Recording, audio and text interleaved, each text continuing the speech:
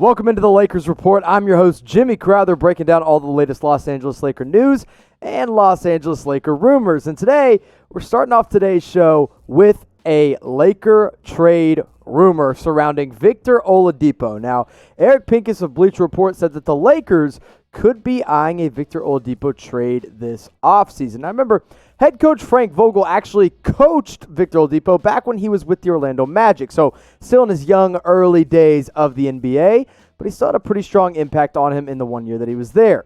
Now, Victor Oladipo is going to be a free agent in 2021, and he's 28 years old, but remember, he's coming off a pretty gruesome leg injury that ever since he's been in Orlando and been in the bubble, he just hasn't looked the same. He hasn't looked like he is fully recovered from that leg injury. Now, he's still a great player. And over the last 4 seasons, you can really see the impact that he's had on his team. Now, 2016-2017, he played in 67 games. He put up 16 points per game, 4 rebounds. And then the next year is really when he took that all-star level leap. In 75 games, he scored 23 points per game, put up 5.2 rebounds and dished out 4.3 assists. And then the next year, that's when he suffered the injury, and the injuries really started to plague him all throughout this year and last season. 18 points per game last year, and then only 15 points per game this year.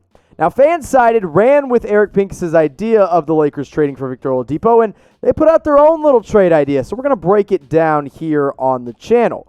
Lakers, plain and simple, you get Victor Oladipo from the Indiana Pacers. The Pacers, on the other hand, get Danny Green, which... fine. Bye-bye, Danny Green. Do we really care that much? Kyle Kuzma and a 2020, actually this year's first-round pick, which is going to be the 28th overall pick. Now, I've been discussing it here with my buddy Harrison Graham about whether or not the Lakers should actually do this, and I'm not sure Victor Oladipo at this point in his career, coming off the injury and being a free agent in 2021, is worth both a first-round pick and Kyle Kuzma. Now, let's say they do it. On paper, this starting five takes a jump forward. You dump Danny Green, and instead of Danny Green, you get Victor Oladipo, who at his peak is an all-star level player at 23 points per game. Problem is, he's not at his peak right now. Now, I say you just roll Victor Oladipo out there with Kentavious Caldwell-Pope in the backcourt, and then go LeBron James, Anthony Davis, JaVale McGee, and instead of wondering who your third star is going to be, instead of wondering who your third option is going to be, Victor Oladipo automatically steps into that role. Now, obviously, he's older than Kyle Kuzma, has injury concerns that Kyle Kuzma doesn't have, but Oladipo, when proven, and when healthy, he is the better player. We can go ahead and agree on that one. But let me ask you this.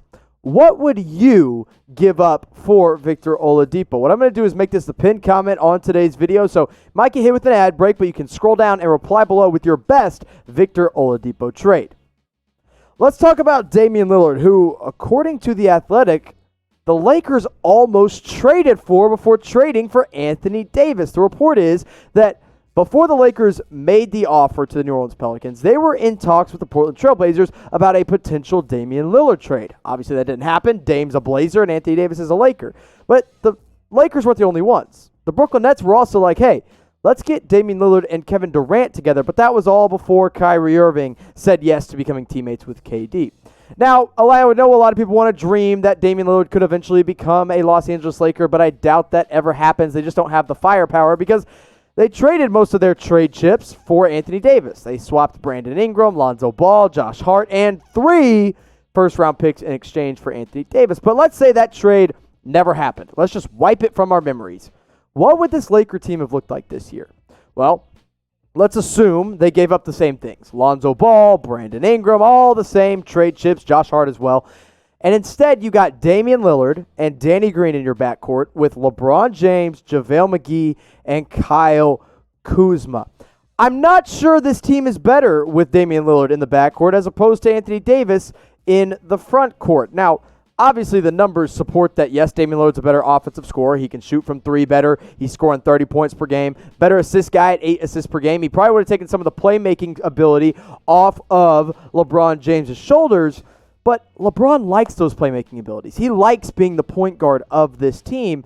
So maybe Anthony Davis is the better fit, and maybe Damian Lillard was never meant to be a Blazer after all.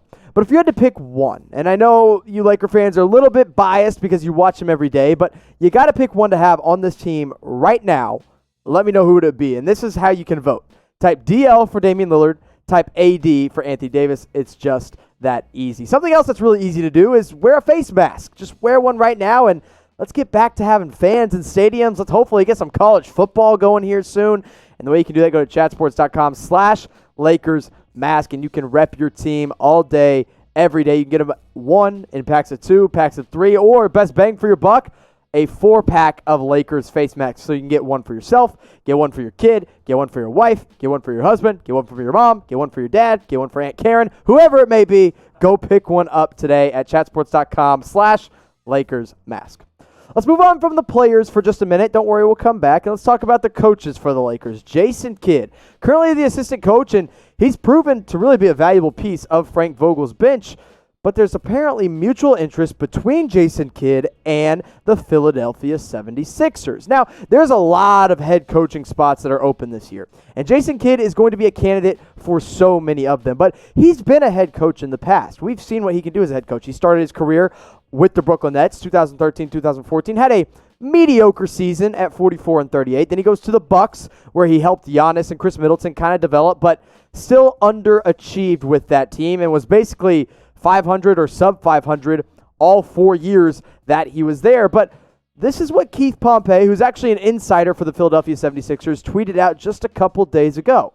Los Angeles Lakers assistant coach Jason Kidd wants, very strongly worded there, he wants the 76ers coaching job, according to his multiple league sources. Now, let's say Kidd moves on from the Lakers and he goes to the 76ers. Well, he goes from the AD LeBron duo to the Ben Simmons-Joel Embiid duo, who is much more troublesome than the duo they have right now at 39.4 points per game, but better rebounding duo at 19.4. Assists less there at 11 assists per game, and blocks per game at 1.9. Now, it's not a dream fit for Jason Kidd, so maybe they look at someone else. They do have a lot of candidates. These have been the names that have been most closely associated with the Sixers. You got Jason Kidd now, who apparently wants that job. Tyronn Lue will get an interview very, very soon. Mike Brown, for some reason, is apparently being considered. And Kenny Atkinson has also been linked to the team. Now, if you want to see all of who I think the 76ers need to consider, you can go to our main chat sports page and check out my 76ers head coaching hot board. But apparently Jason Kidd, he wants the job. Now, we've been growing at a rapid pace ever since the NBA playoffs have started, and we don't want to lose that momentum. We just hit 16,000. I'm trying to get this thing up to 20,000 ASA freaking P. So go to youtube.com/LakersTV and subscribe to the channel, or we make it easy on you. Scroll on down, hit that big red subscribe button. Help us get up to 20,000. Let's try to do it before the end of the playoffs. What do you guys say? The Lakers going to be in the playoffs the entire time? Got a lot of time to get some new subscribers. Now, Rajon Rondo, he's a guy that's actually looking to get back into the playoffs. Did not play in the first round due to that thumb surgery and faced some random back spasms that popped up right before he's supposed to make his return.